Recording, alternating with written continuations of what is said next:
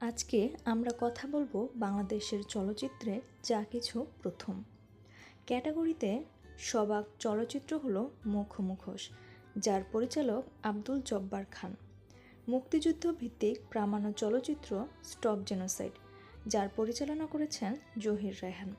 ভাষা আন্দোলন ভিত্তিক চলচ্চিত্র জীবন থেকে নেয়া, পরিচালক জহির রায়হান। মুক্তিযুদ্ধ ভিত্তিক চলচ্চিত্র ওরা 11 জন, যার পরিচালনা করেছেন চাষী নজরুল ইসলাম। মুক্তিযুদ্ধ ভিত্তিক স্বল্প দৈর্ঘ্য চলচ্চিত্র আগামী, পরিচালক মোর্শেদুল ইসলাম। এবং ডিজিটাল শিশুতোষ চলচ্চিত্র দূরবীন, যার পরিচালনা করেছেন জাফর ফিরোজ। ক্যাটাগরিতে চাকমা ভাষার চলচ্চিত্র মর থেঙ্গারি, পরিচালক অংরা খাইন। মারমা ভাষার চলচ্চিত্র গিরিকন্যা, যার পরিচালক প্রদীপ ঘোষ। ম্রো ভাষার চলচ্চিত্র কিউরিপেত্রা ও, যার পরিচালক এসকে শুভ সাদেক।